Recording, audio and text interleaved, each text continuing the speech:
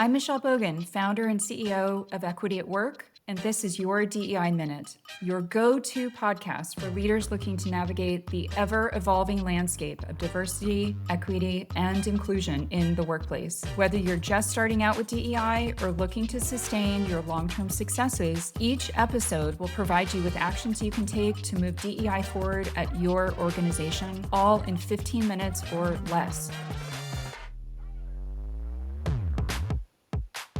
In today's episode, I'm going to cover how you can decide which social issues that you should weigh in on as an organization.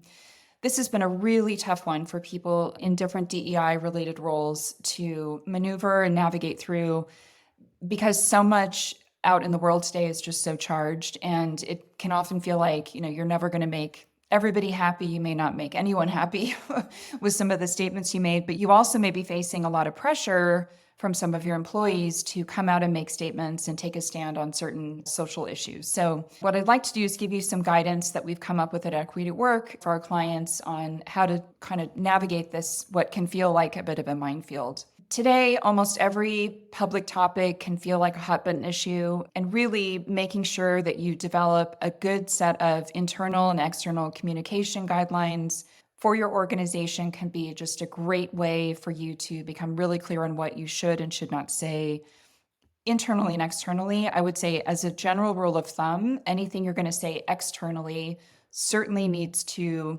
mirror what you're actually, not only what you're communicating internally, but also mirror the culture and the values and the promises that you make to your employees and business partners and others that you work with internally, so that you're not feeling like you're presenting sort of two different versions of your organization to the world. So that's definitely the overarching rule to follow. But what you really want to have beyond that is, once you've established that, what you really want to make sure you do is have a framework that makes it really clear that what you are choosing to weigh in on, as well as what you're choosing not to weigh in on, follows a trail of logic. So it makes a lot of logical sense that you're doing that consistently, and that you're doing it consistently both internally and externally in terms of the language you're choosing and how deep you go on any one issue and which issues you do and don't decide to comment on. And we've seen a lot of organizations feel like they have to rush to comment on things that are happening out in the world. Recent examples, of course, include the Israel-Palestine conflict. When George Floyd was murdered, that's when we saw a flurry of certainly very well-intentioned outpouring of support, but a lot of times those organizations got called out for not providing the same sort of equitable experiences to their Black employees as what they were claiming to want to provide sort of out in the world. So being really careful about that is important. And getting your internal house in order is the top priority before you worry about what you're going to communicate externally. But here is a framework that we use with our clients. It's a series of questions to help them decide, is this an issue that we should weigh in on?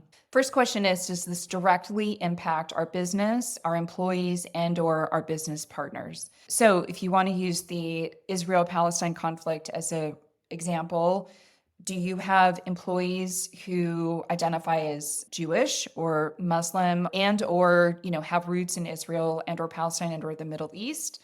Same with your business partners. And do you have offices there? Do you conduct business there? All of those would be, things that you want to consider as part of that first question. The second question is, does weighing in on this issue align with our strategy and values? And sort of with that, does not weighing in on the issue go against our strategy and values? So again, with this, you've got to have a really clear definition of your mission, your strategy, your culture, your value proposition, both internally and externally to your customers or clients or whoever you're serving as your organization.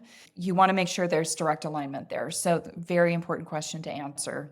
The third one is, does weighing in on this issue align with our employee promise and/or value proposition? So we see a lot of organizations that have a clear mission. They may have a vision for where they want to go over the next, 3, 5, 10 years, or maybe even longer. They've established some values, but they may not have turned that into, what is the commitment that we make to our employees of the kind of environment we're going to provide to them, the kind of career pathing we're going to provide to them, kind of support we're going to provide to them. If you haven't done that work yet, this is a good place to pause and do that. If you have done that work, then it should be pretty easy for you to answer the question of, does this align with that value proposition? Number 4 is, will weighing in on this issue help us serve our customers, communities, investors, and or industry that we play in?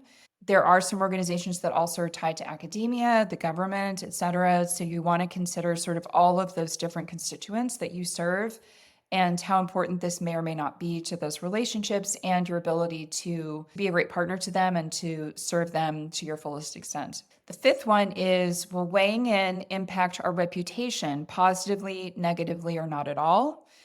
If our reputation could be negatively impacted and we still feel this is important, how can we best prepare for that response or mitigate that risk? There are organizations that are very social justice oriented that, regardless of what somebody's opinion may be about, how that impacts their reputation, they feel very strongly about going forward. If you are in an organization like that, absolutely go for it, especially if you've answered 1 through 4 in ways that you feel like it's compelling for you to weigh in on that issue. But I think it's important with any external statement you make to know that there may be repercussions, and just go into it being, honest about that. And if you can do a little bit of risk mitigation or planning for different responses should they come up, it certainly doesn't hurt to do that, just to be a little bit more prepared.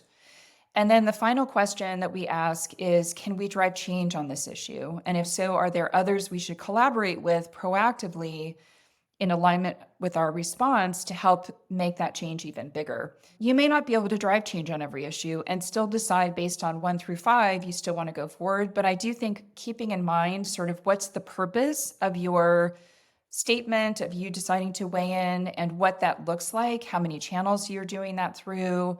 Is it a one-time thing, or is it, sort of an ongoing drip of information? Are you, taking out a press release? Sort of how significant or large is the communication around it? That a lot of times really should reflect on the kind of change that you're trying to drive or that you're trying to influence. And again, you may decide you may not be able to drive a lot of change, but you still feel based on 1 through 5 that this is really important to you, and that is completely fine. These questions are not hard and fast, decision tree questions where if you answer no to one that you kind of end. It's really more of a framework to work through so that you can get a pretty robust perspective on what you're stepping into and how to prepare for that before just rushing to make a statement on social media or some other outlet. The other piece to do here is, once you've developed these standards and that you've tested them, if these are the right questions for you, or maybe you want to modify them, and then you've tested them with a couple of issues that have come up, or even gone back to some past things and said, let's do like a litmus test on, how does this pass that? Do we need other things to consider here? Making sure that you're taking the time to respond internally and post internally on this communication is really important before you rush to doing anything externally. Again, your employees are your kind of first key constituents that you need to answer to. You want to probably cascade it through leadership team down, but having them be aware of any communication you're putting out publicly is really important.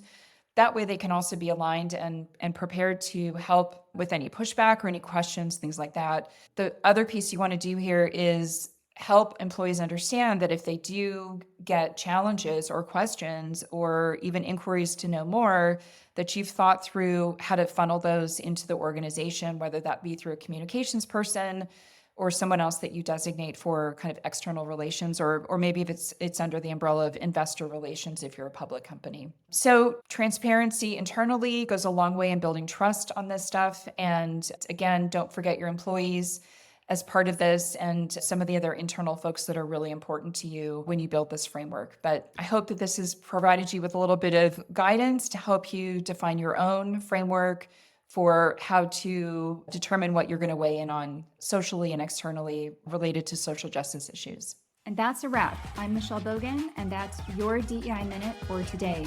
Thank you so much for listening. Please be sure to follow us wherever you listen to podcasts, and don't forget to leave us a review. If you ever have questions, please visit our website or send us an email. You can also sign up for our newsletter and follow us on LinkedIn, YouTube, Twitter, and Instagram. Links to everything can be found in the episode notes. This episode was produced and edited by Podgrowth with podcast art by our very own Jamie Applegate.